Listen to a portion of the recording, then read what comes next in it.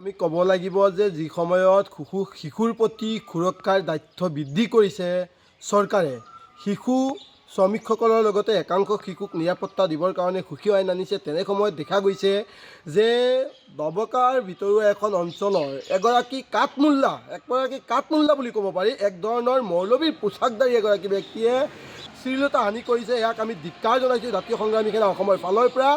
আমি ইমামসকলৰ লগতে মৌলবী সমাজক আমি আহ্বান জনাইছোঁ যে আপোনালোকে এই ধৰণৰ ব্যক্তিসকলক আপোনালোকৰ সমাজ ব্যৱস্থাৰ পৰা আপোনালোকে আঁতৰাই ৰাখক।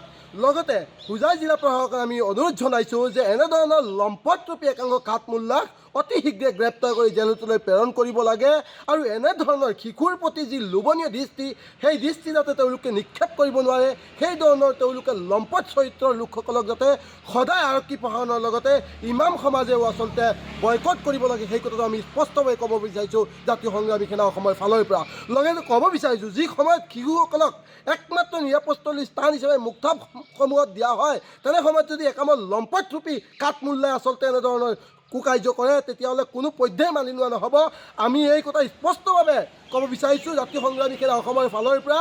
এনেধৰণৰ ব্যক্তিসকলক কঠোৰৰ পৰা কঠোৰতম শাস্তি দিব লাগে আৰু এনেধৰণৰ কাঠমুল্লাৰ চৰিত্ৰহীন কাঠমুল্লাক বিহিত ব্যৱস্থা ৰাইজে ল'ব লাগে, সমাজে ল'ব লাগে, ইমাম সমাজে ল'ব লাগে বুলি আমি স্পষ্টভাৱে ক'ব বিচাৰিছোঁ। আমি ক'ব লাগিব যে যি সময়ত শিশুৰ প্ৰতি সুৰক্ষাৰ দায়িত্ব বৃদ্ধি কৰিছে চৰকাৰে, শিশু শ্ৰমিকসকলৰ লগতে একাংশ শিশুক নিৰাপত্তা দিবৰ কাৰণে সুখী আইন আনিছে, তেনে সময়ত দেখা গৈছে যে দবকাৰ ভিতৰুৱা এখন অঞ্চলৰ এগৰাকী কাঠমুল্লা বুলি ক'ব পাৰি, এক ধৰণৰ মৌলবীৰ পোছাকধাৰী এগৰাকী ব্যক্তিয়ে শ্লীলতা হানি কৰিছে। ইয়াক আমি ধিক্কাৰ জনাইছোঁ জাতীয় সংগ্ৰামী সেনা অসমৰ ফালৰ পৰা।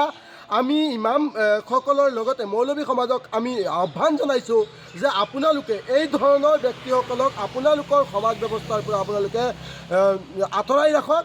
লগতে হোজাই জিলা প্ৰশাসকক আমি অনুৰোধ জনাইছোঁ যে এনেধৰণৰ লম্পটৰূপী একাংশ কাঠমুল্লাক অতি শীঘ্ৰে গ্ৰেপ্তাৰ কৰি জেললৈ প্ৰেৰণ কৰিব লাগে আৰু এনেধৰণৰ শিশুৰ প্ৰতি যি লোভনীয় দৃষ্টি, সেই দৃষ্টি যাতে তেওঁলোকে নিক্ষেপ কৰিব নোৱাৰে, সেই ধৰণৰ তেওঁলোকে লম্পট চৰিত্ৰৰ লোকসকলক যাতে সদায় আৰক্ষী প্ৰশাসনৰ লগতে ইমাম সমাজেও আচলতে বয়কট কৰিব লাগে, সেই কথাটো আমি স্পষ্টভাৱে ক'ব বিচাৰিছোঁ জাতীয় সংগ্ৰামী সেনা অসমৰ ফালৰ পৰা।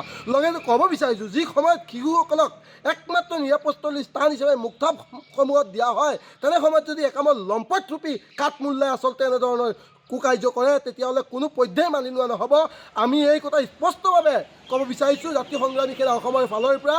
এনেধৰণৰ ব্যক্তিসকলক কঠোৰৰ পৰা কঠোৰতম শাস্তি দিব লাগে আৰু এনেধৰণৰ কাঠমুল্লাৰ চৰিত্ৰহীন কাঠমুল্লাক বিহিত ব্যৱস্থা ৰাইজে ল'ব লাগে, সমাজে ল'ব লাগে, ইমাম সমাজে ল'ব লাগে বুলি আমি স্পষ্টভাৱে ক'ব বিচাৰিছোঁ।